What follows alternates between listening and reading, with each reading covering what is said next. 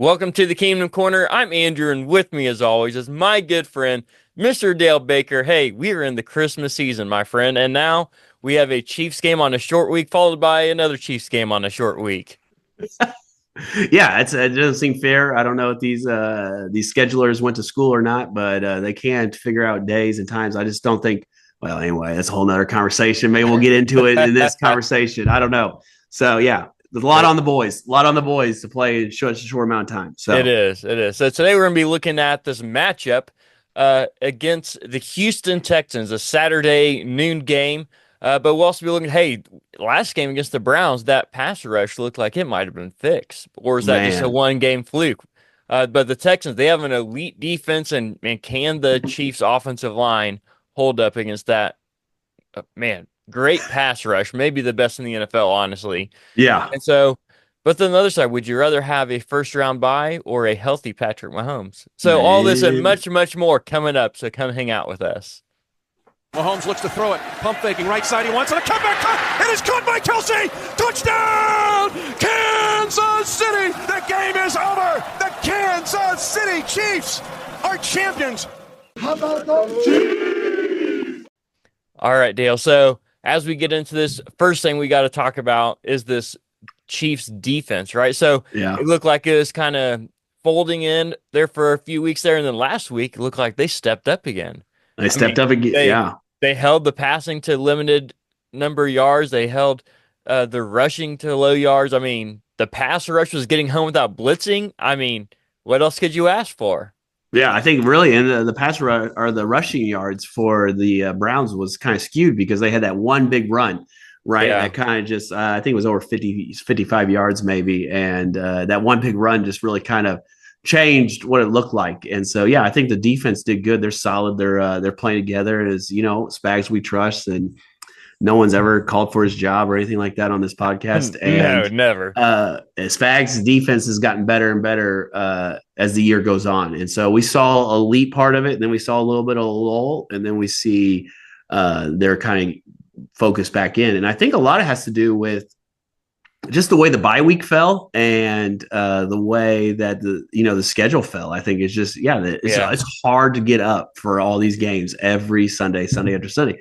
But the amazing thing, they've only lost one game. So it's pretty incredible to think that, we may not have a lot of 30-point games, but guess what? We have a lot of games where people don't score in the 20s. Yeah. Or any 30-point games for that matter. Yeah. So, Yeah. So can the defense continue what they did against the Browns, or is that just a one-game fluke? No, I think they continue to do what they're doing. It seems like the DBs are playing a little better, and so if they can continue playing that. I mean, just turnovers. I think that I know it's against the Browns, and I know it's a lot of turnovers, but just the fumble recoveries and things like that. I think when you create turnovers, you just play with more and more confidence. You play faster, you play more confident in that, and so I think that can continue for sure. Just the way they're playing, the way they're flying around. So yeah. And I think like Spags said, hey, you trust me. This is what's going to happen. This is how it's going to come about. And so, they're just, continue to do it. Yeah, and I think Charles Omenihu, him coming back, we talked about this before, but it's got to be mentioned again that him coming back is a huge part of that rush defense. Yeah. And so, last week, his second game back from his injury from last year, tearing an ACL. And anytime you tear an ACL as a defensive lineman, it's hard to really trust that because you got to push off on that. And so last week, we really saw that coming into play. The week before, he was out there and, not that he didn't make any tackles, but he didn't have too much of an impact on that first game back. But last week against the Browns, we saw an impact. I mean, he had a sack fumble as well, just in the backfield, just harassing Jameis Winston and whoever's in the backfield at the time. So I agree. I think this defense is going to take a step up. And I think Charles Omenihu is the key to that, honestly. I think he is the key to why the defense is going to take a step forward. As long as he can keep on that trend of going upwards and get in that kind of pressure, I mean, it opens up for George Karlaftis, who had a big game last week. It opens up for Chris Jones, all those guys. It helps the defensive backfield not to have to cover for a long period of time. And so you don't want to say the defense relies on one person, but it almost does at this point, honestly. Yeah, it does. And so this team is built different. This team, you could maybe argue that this is the worst wide receiving core that Patrick Mahomes has had. You That's a know, bold statement. well, I listen, mean, I'm based all on about. what they had last year. I mean, last year they had MVS and Sky Moore and Justin Watson were their best wide receivers, right? And Rasheed Well, Rice kind of came don't forget on about late. Tony. Don't forget about Tony, my guy Yes, and Tony. Yeah, Kadarius Toney. I mean, Rasheed Rice came on late, Cole Hardman. but Yeah, the first half of the season last year he wasn't good either. yeah. So Well, we got an old D Hop, an old Travis Kelce. I mean, we've seen that Travis Kelce is just not getting the yak that he normally gets. He's still catching balls, which is great, but I don't think a year older Travis Kelce is not better than last year, right? Last year, Travis Kelce almost well, had 1,000 yards again. This year, I don't know where he's at in his yardage, but I wouldn't say it's close to a well, thousand. don't you worry, we're gonna get into that here in not All too right, long. all So right. So sounds good. yeah, all right. So let's talk about more about this defense, except on the other side Okay. of the ball. So the the Houston Texans have a you might call it an elite defense. They are top Oh yeah. 7 in everything. Everything that they do it very, very well. And Right. so the Texans on their defensive side, they're number 2 in passing efficiency, number 7 in rush pass deficiency, and number 3 in pressure rate. So they're top 3 in everything except for rush defense, and they're only number 7 in that. So you can make an argument that this Texas defense is the best defense in the NFL. There you go. So, but then their pass rush is no joke either. So they have this guy on their team, Daniel Hunter, right? And Uh-huh. this guy uh, is second in the league in sacks and is only half game back from the guy in first. Man. And not only that, but the Texans are the only team in the NFL with 2 guys that have 10 sacks or more.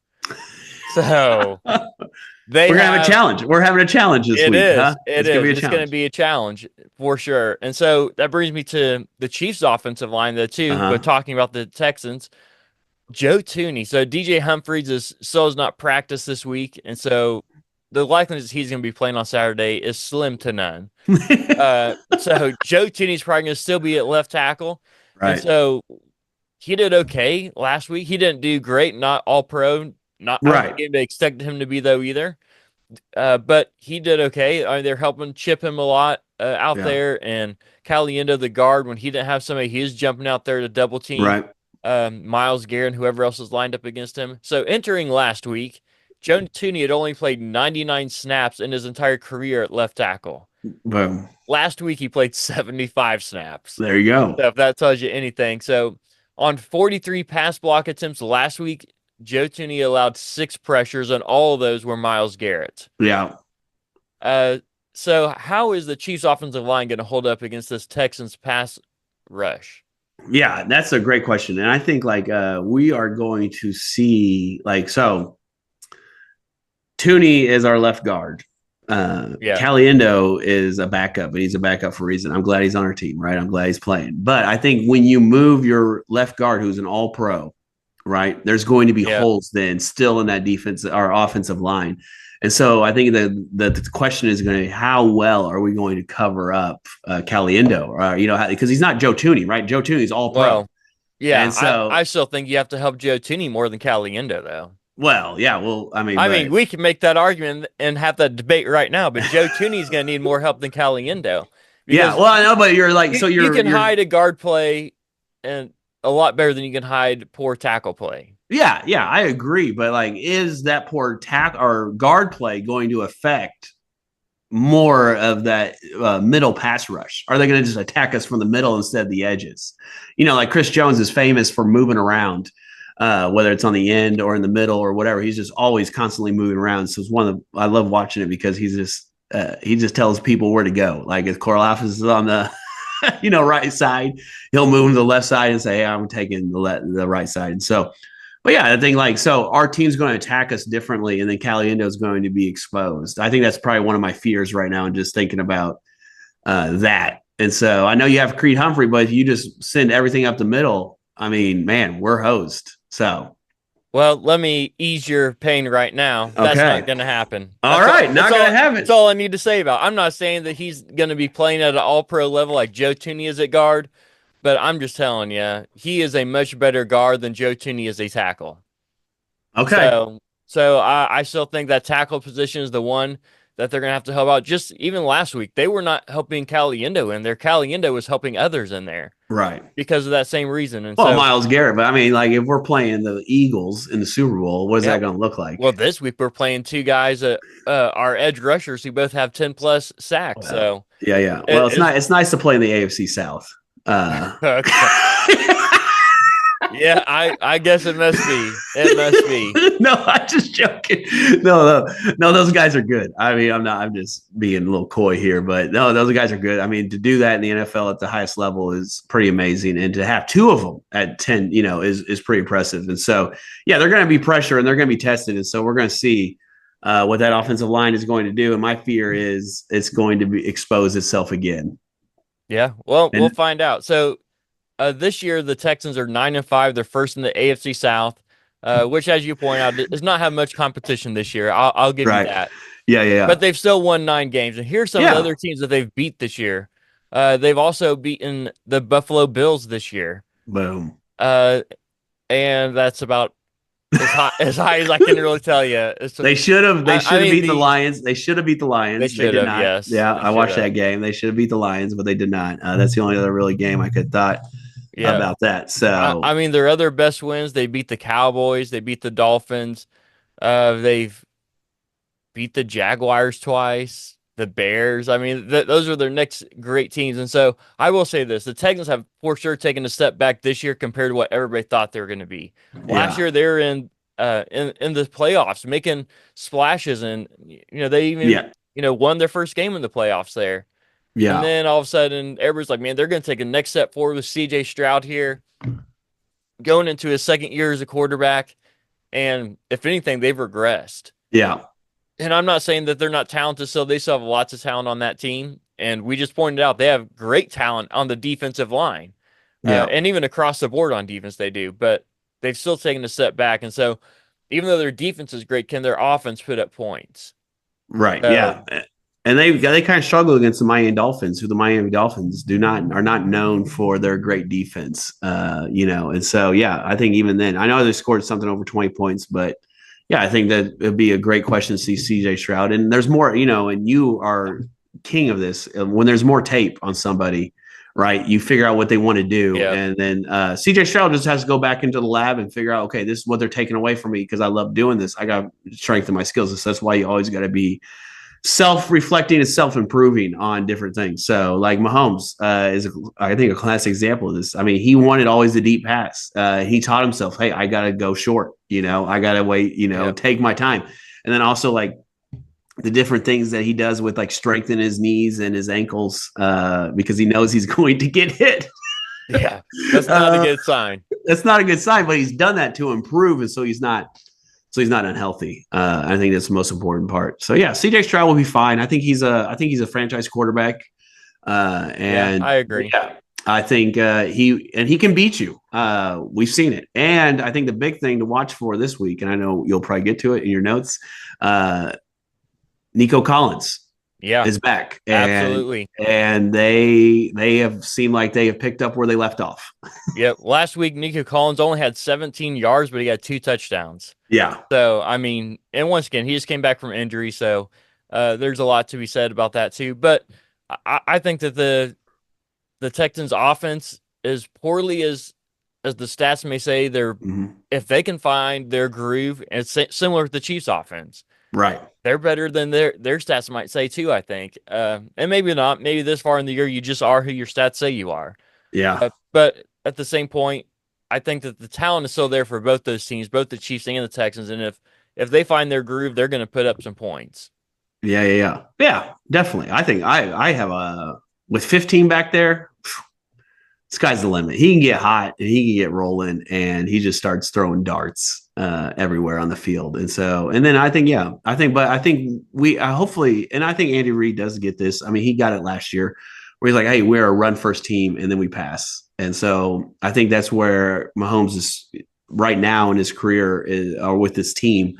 He's special because he doesn't have to have the 400-yard games, 6 touchdowns, He doesn't care. All he cares about is the hardware and winning championships and going down as the greatest quarterback to ever play in the NFL. Yeah. Well, okay. Well, let's jump into this Chiefs offense then. Ooh. So let's start with Travis Kelce. You mentioned him a little bit already. So can Travis Kelce, can he really turn it on this year? And I say, like, I know there's going to be a different gear, and Yeah. he's going to at least improve Yeah. some in the playoffs. I Oh, yeah. understand that, and I'm not arguing that point. My question is, can he get back to the level he's been in the past in the playoffs? Because Yeah. this year he's so far behind where he was before that I mean, it's just surprising how far behind he is. He has some of the least amount of yards per game he's ever averaged in his career, like ever. Yeah.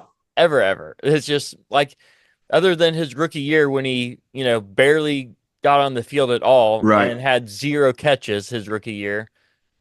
Outside of that rookie year, he's never had a year like he's having this year. And I understand part of that, he's getting older, right? And so Yep. he's up there pushing. And remember, Rob Gronkowski is the same age as Travis Kelce. And Rob Gronkowski's been retired for, 4 years or something like that? I think next year Rob Gronkowski will be eligible for the Hall of Fame just based on how long he's been out of the NFL. Right. And Travis Kelce is the same age as him, and he's still playing. Yeah. So I understand all that. But this year, he only has 700 receiving yards. And so he's not even going to get close to sniffing 1,000 yards this year. Man, that shocks me. I'm surprised he has that many. Well, that's because he's still getting a lot of targets. His targets have not diminished. Last year, he had 121 targets. And I know he set out the last game, so that's in 16 games. Or I guess 15. Yeah, 16. Yeah, 16. Games. You're right. Yeah. This year in 14 games, he has 115 targets. Okay. So it's not like the targets aren't there. It's just that the yards aren't there. Yeah, the yak. Yep. Yards at the catch. That's what made him. Yeah. So I would, and probably should have looked this up, but we'll wonder what percentage of plays he plays. So I don't have that on me, but I know it's lower than it was last year, and last year was lower than the year before. So right, and so are they saving him? I guess that's a question. Are they saving him for the playoff run? Because he's a competitor. He wants to do nothing but win. I mean, we know we both watched that Instagram reel where he's mic'd up, and that guy is still working. The guy is still trying. And so, when he's in there, but are they just saving his body so for when the playoffs come, he knows there's not if we don't win, there's no game, right? Yeah. And so we have to go all out. And so, is he going to take more risk? Is he going to play more snaps? And I would say yes. All right. Well, let me ask you this, a follow-up to that. If the Chiefs are able to pull off the three-peat, is Travis Kelce going to retire? Yes. I don't want to agree with you, but I do. I think he will too. I think if he gets that three-peat, I think he's done. And I think if the Chiefs are smart, they will go into a rebuild. A rebuild? Define what you mean. All right, okay, that's a bold statement. So if the Chiefs win the three-peat, I think you go into we have Mahomes. How much? I think we take a look at how much does Chris Jones have in his tank. I know we just signed him a 4-year deal. Travis Kelce leaves. Okay, how can we retool this? I guess we're not rebuild, but just a retooling of they're not getting rid of Chris Jones. Even I didn't say that. I didn't say they were getting rid of Chris Jones. You're hinting at it though. You said we're going to rebuild. We're going to be looking at Chris Jones' contract as a Chris. That's what you said. I said, hey, you got to look at everybody on the team. We know we're keeping 15. All right, so you heard it here first. Dale is calling for the removal of Chris Jones from the Chiefs roster. If they get the three-peat, I just go ahead and ship them. Okay. Yeah. Well, you could definitely find a buyer for him. There would be no problem in that. But you don't. So you think just because of Travis Kelce, if Travis Kelce retires, that is the reason why you should rebuild? No, I just think I would be okay as a Chiefs fan to take a year off. Okay. Well, and because we got 4 Super Bowls, that's pretty. Let's not get greedy. Let's not be the Grinch at Christmas. Let's not. If you get 3, why not 4? Because we're gonna run Mahomes into the ground, and that's how I wanted to do. I think you and I, what last 2-3 years we've talked about is this offensive line. That offensive line. If we can get a great offensive line, like we have had a couple years ago, in 2018, 2019. And we know 2020, everyone got hurt. You could even make the argument they had a great offensive line in 2022. when they had Orlando Brown and Andrew Wiley. Yeah. And I'm not saying that those guys were all pros, because I am very much on the record of saying that Orlando Brown is not an all pro and that the Chiefs should not have paid him, that they made the right decision not to. Yeah. But their offensive line was very serviceable still, and they still had a top 10 offensive line even with those guys. Yeah, and I think like we need something like that, and to like and you saw the wide. I mean, I guess Travis Kelce or Tyreek Hill was still on that, and then you had a younger Travis Kelce. But I think like not so much a rebuild. I guess I should have said that. Sorry, forget I said that. Let's cut that from the tape. Not a rebuild. Oh no! But you asked me about the three-peat and Travis Kelce leaving. And I just think like, okay, we need to figure out who we are and what we want to be. And Mahomes will be 30 or 29 at that point. And so it's like, okay, what are we going to do his last, 6-7 years? All right. So you're calling that he's going to be retiring at the age of 35. So, I mean, I'm just saying. 7. I said 6-7 years. Okay. Like once he has 8 Super Bowls, he'll be done. All right. Well, we'll find out. So I hope he plays till he's 45, just like Tom Brady. Oh, man. You don't want to see him play that long? I think like, not that Mahomes is not capable, but, like part of his game is like running and mobility and extending plays. Can he extend plays, or is he going to, just be a pocket? Can he transform into just a purely pocket statue player? Yes, he can. I'll answer that for you right now. I'm not saying that he can't. I'm just saying. You're arguing the fact that he shouldn't play that long because he can't. That's what you're arguing. So don't tell me you don't think he can. Because how much money and how much success is too much? I think Mahomes. I think like Tom Brady, like he cares about the game of sports way too much. Where I think Mahomes has a healthy balance in life, where he has kids he loves. Does he want to be walking around with a cane when he's, 55? Things like that. Is there more ambition in Mahomes? And this younger generation has showed that they do have more ambition, right? To do other things than just play till you're 45. Some of them do. I would not go as far as say all of them. Right. I would not even say the majority feel that way. I would say those who are elite, like Tom Brady and Patrick Mahomes, I think those guys are that way. Yeah. I think the other guys want to be that way, but I don't think they are because they're still trying to get elite at football. And then once they do that, then they're going to venture out and do these other things. Sure. And I don't think that everybody has that same mindset. I guess I look at Aaron Rodgers. I'm like, I hope that's not Mahomes when he's 40. Yeah. So that's all. Yeah. Well, you should have started with that. I'm just saying. I will say this: if Mahomes is like Aaron Rodgers and he's 40, I will gladly welcome his retirement. Okay.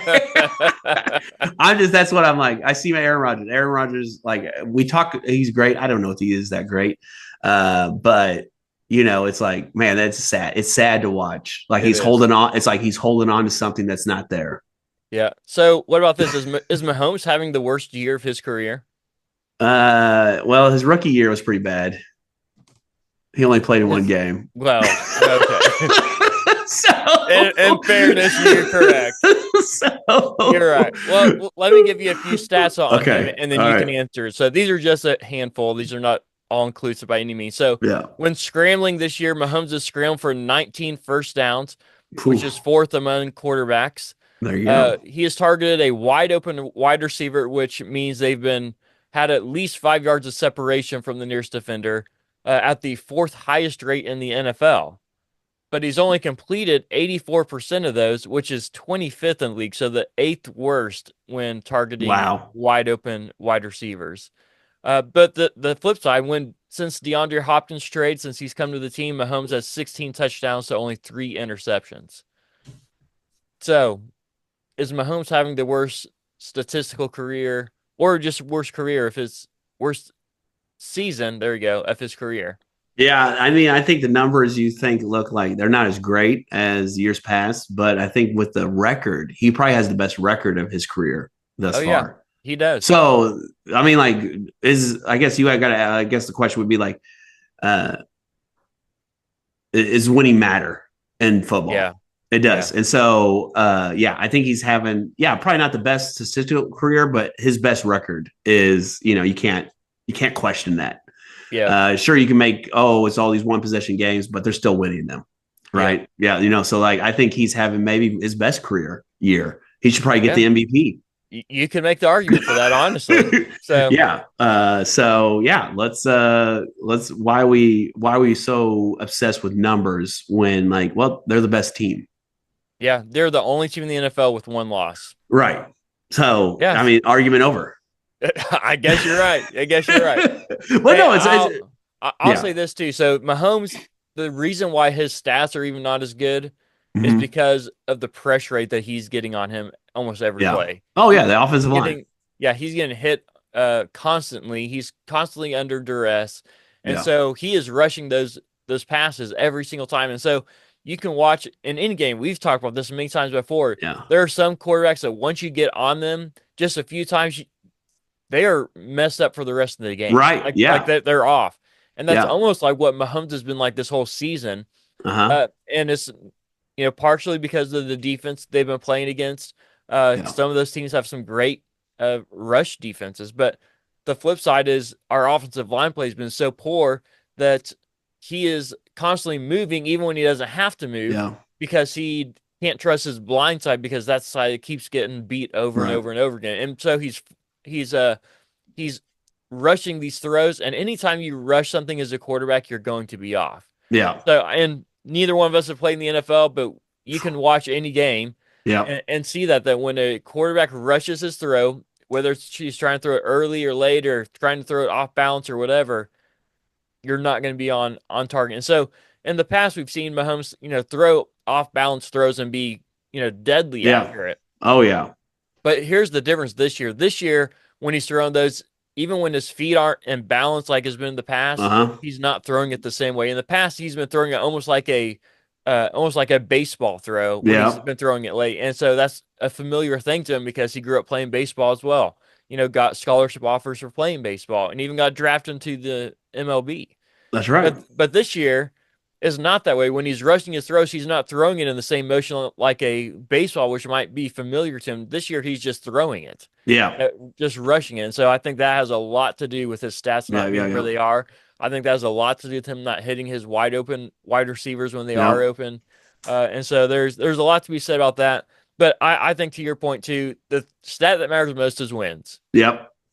And I think one of those things, you can look at the sacks, how many times he's been sacked, which has been a lot.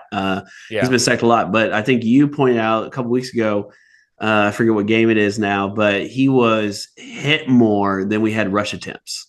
Yeah. And I think just even after the play or even close play where you're getting hit, that takes a toll on your body. And you're like, man, that does not feel good. 300-pound guys hitting you does not feel good. I've never played NFL, but I promise you, it does not feel good. And then landed on you. And so even last week's game against the Browns, he was getting up slow after some of those hits. It's almost concerning, where he's tired of it. And I'm sure the offensive line, I know those guys love him. They don't want to see him on the ground, but there has to be something where the coaching staff has to do things okay, 1-2 balls out, maybe 2.5 seconds, we're not going to injure you before the playoffs, which is the most important part, which is crazy. Yeah. Yeah. I don't disagree with any of that. And so, the other side is having these quick game turnarounds, a game less this week, that affects everybody because everybody's bodies, every day you give your body to recover is a day better. And I know people might think, well, it's just one day. It's one day makes a big difference. Play a physical sport like football. And then you turn around on this short week and having another short week going into the Christmas Day game. I mean, you just watched that game for both teams is going to be sloppy. I'm calling it right now. It's going to be a low scoring game because both teams are going to be sloppy because everybody's going to be sore and hurt.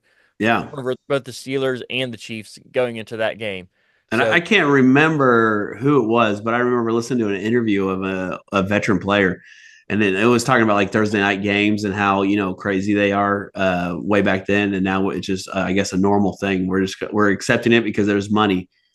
But he was sometimes it was not until that Thursday did I feel right after a Sunday game.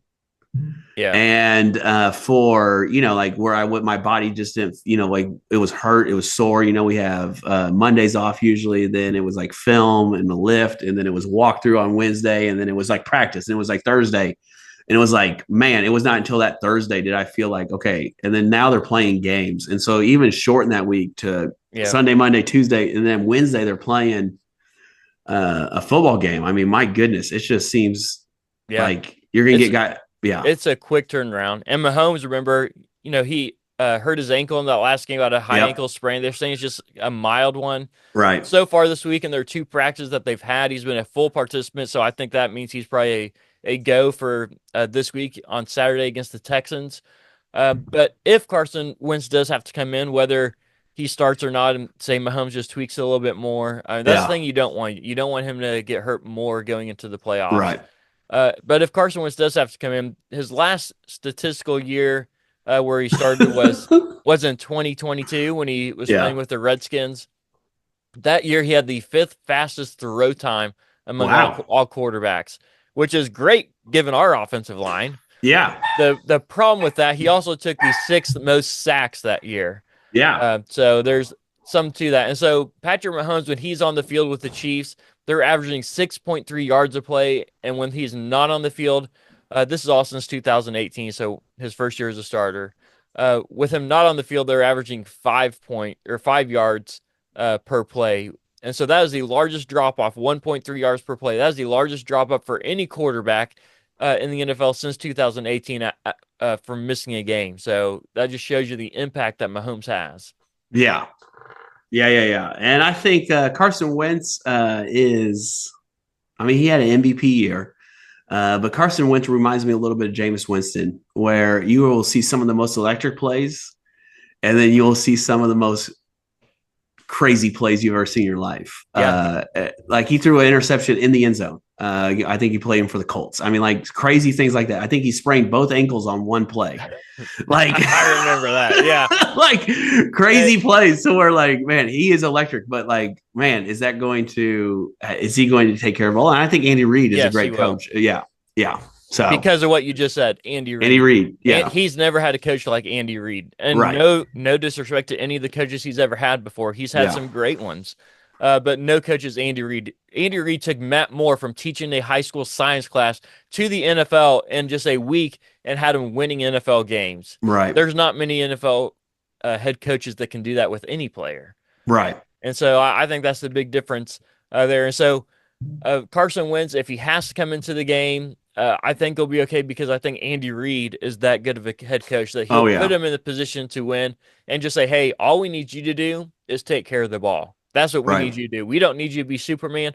We don't need you to go out and win us this game. We're going to let our defense win us this game and get the ball in the hands of our playmakers and let them win it. The game is not in your hands. Don't do it. Yeah. I think that's what Andy Reid's going to tell him. So, but let me ask you this. So Mahomes, let's just say his injury is more than we think it is because we don't really know at this point. Let's just say it is. Would you rather have Patrick Mahomes play through this and get into the playoffs as the 1 seed and get a first round bye, or would you rather the Chiefs sit him and let him get fully recovered and the Chiefs then not have a bye but have a healthy Patrick Mahomes?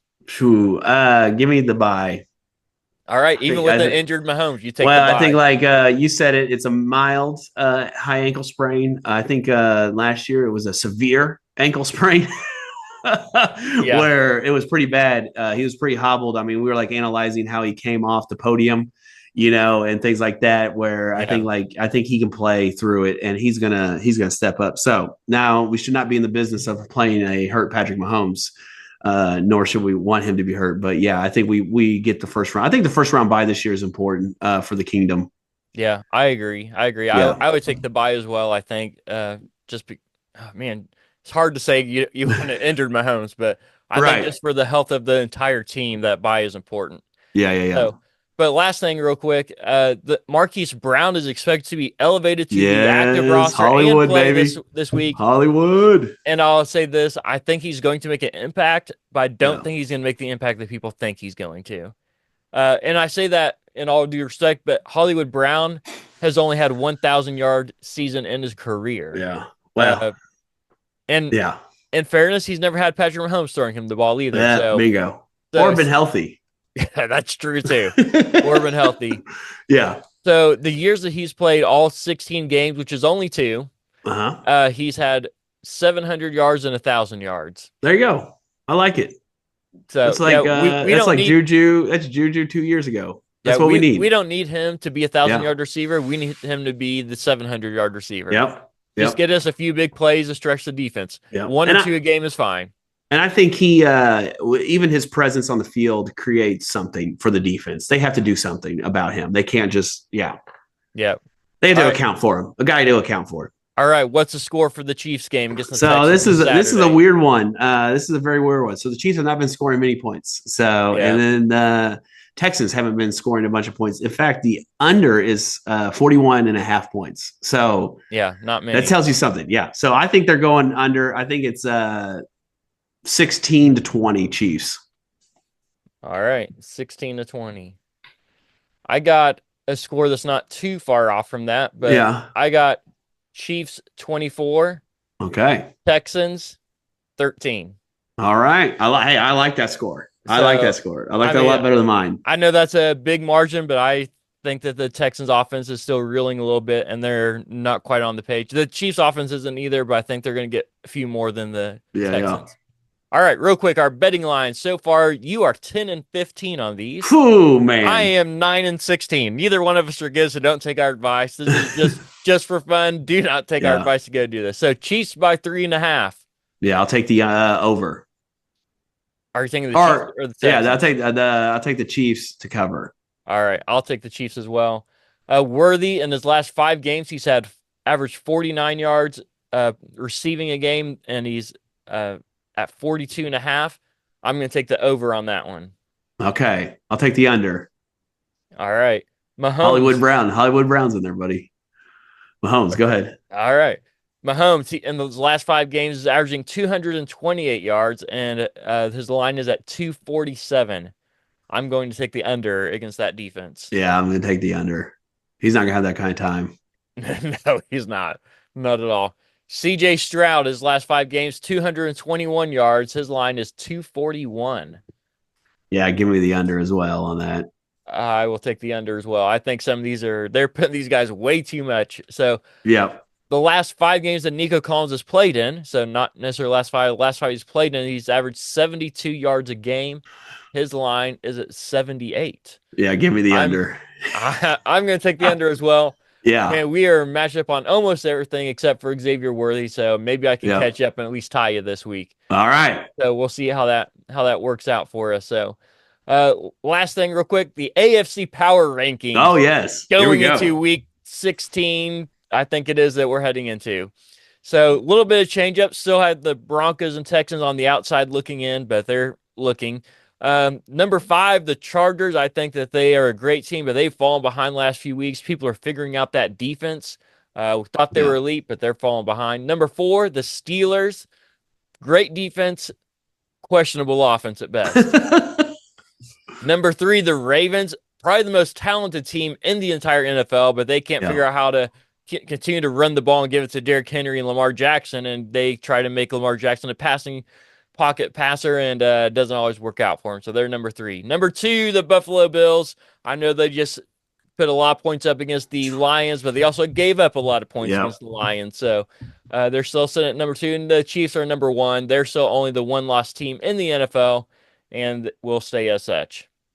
There you go. Boom. I love it. All right. Hey, well, thanks for joining us this episode of the Kingdom Corner. We're so glad you came here to join us. Make sure you like, subscribe, leave us a comment and a review. That helps us more than anything. We'll see you next time right here in the Kingdom Corner.